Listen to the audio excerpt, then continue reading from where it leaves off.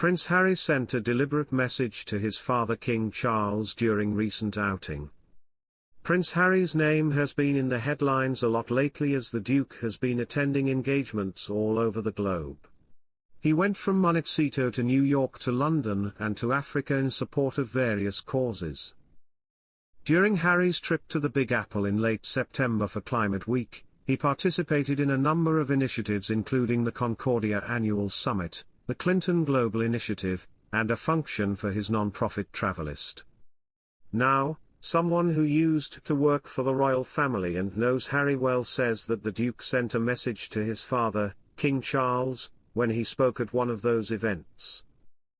Hello viewers, please remember to subscribe and click on the notifications bell icon, so you will be notified whenever we upload new cookies about the British royal family. Grant Harrold was King Charles' butler for 7 years. During his time working for the now-monarch his duties included that of valet, house manager, and driver. He also looked after Prince William and Prince Harry whenever they stayed at Highgrove House. The former palace employee noted how Harry paid tribute to his mother during his remarks at the Concordia Annual Summit. He also believes the Duke was sending a message to his father when he spoke about climate change and how, now that he has children of his own, the reality of climate change is absolutely terrifying. We can't ignore the reality of climate change. Every year we break new temperature records, Harry declared in his speech. Somebody born in 2020 is likely to experience 8 times the number of heatwaves, 4 times the number of droughts, 3 times the volume of crop failures, and 3 times the number of river floods than a person born in 1960. As a father of 2 children, that's absolutely terrifying. The level of suffering is heartbreaking. Speaking on behalf of Slingo, Harrold said, Diana was a massive advocate for so many charities, and Harry has been inspired by that. This trip has seen Harry speak about his mother and her legacy, and it's definitely a tribute to her. But he's also spoken passionately about climate change, which is a cause close to his father's heart. I have no doubt he was honoring his father too.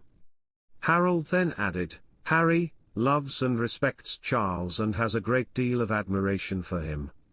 I think he's wanted to go out there and give a nod of support to his dad, and maybe he'll hope that Charles will see this and get behind him. While the former royal butler isn't sure when a reconciliation between the Duke of Sussex and his family will happen, he's confident that one will. Harrold thinks that Harry is slowly trying to make his way back into the royal fold. Harry is attached to LA because it's a different way of life and Americans have a real fondness for Brits, Harrold opined. But home is where the heart is, and I think he will slowly make a return to the UK to work, possibly stay, and hopefully rebuild things with his family. Prince Harry's huge strategic gamble backfires as clock ticks on royal rehabilitation.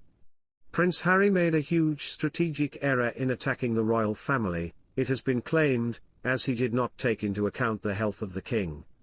Charles, 75, is undergoing treatment for cancer, and while the monarch appears to be in good spirits, behind closed doors it has sparked conversations about what will happen when he is no longer here.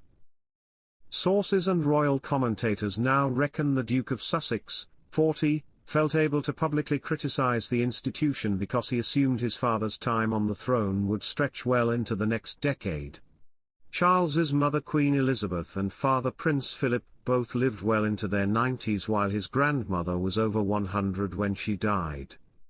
The king is known to prioritize healthy living, and many assumed his reign could last 20 years even though he did not take to the throne until he was 73. While there is no suggestion the king will not recover from his illness, it has sharpened minds at Buckingham Palace and beyond. Charles desperately wants to repair his relationship with Harry. But Prince William, 42, is less inclined towards forgiveness. It means if William takes to the throne before there is a reconciliation, the door may well be closed for good. The Daily Beast reports that sources close to Harry say he is tired of being on the outside of the firm, and while he has no intention of giving up his life in the US, he could recover his reputation, something that would help in his philanthropic work. And one insider said he has been caught out by the king's illness.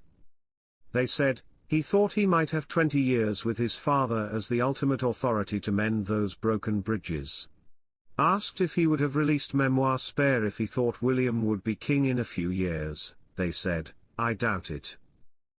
The Daily Beast's own royal commentator Tom Sykes insisted Harry does not want to trade the glorious California sunshine and the freedom he, his wife, and kids have for a return to the stultifying goldfish bowl of royal life, not to mention the fact wife Meghan Markle would veto any return. However, he would like to be a regular part of the philanthropic/social activism space again, rather than being a fixture of the gossip rags. Charles, who is said to adore Harry, holds the key to reconciliation and is devastated by the split in the family. Sources reckon if Charles does manage to bring Harry back into the fold, William would not expend energy undoing that work even when he becomes king.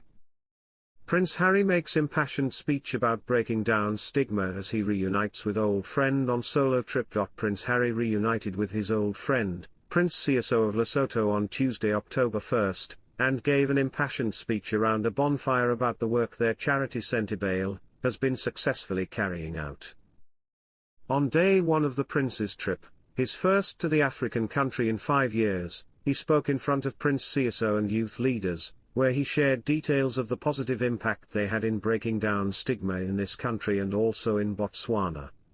We're hitting the targets, not just Centibale but all of the departments are, and it's making a massive difference. And it is this surge of energy and optimism and the voice of young people ranging from 6 to 25, and the biggest difference of which really needs more work, is when people from the top start listening, he said.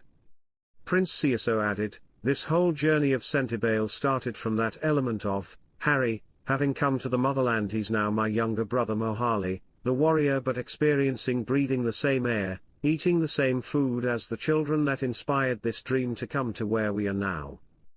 But it is that deep felt need that we want, collectively, to make a difference in our lifetime, and not only in our lifetimes, but to leave a legacy and pass on the baton to the next generation. So that's why we are going out in all different angles. Harry first visited the country in 2004, when he spent 2 months of his gap year there, and then launched Centibale in 2006, when 1 in 3 children in the country had lost a parent to HIV/AIDS-related illness. Centibale now works across Lesotho and Botswana, teaching children critical life skills that build confidence, as well as providing inclusive services to address mental and physical well-being, and offering vocational training for young women. Thanks for watching. Please don't forget to like this video and drop comments, and most importantly don't forget to subscribe and hit the notification bell so you don't miss anything.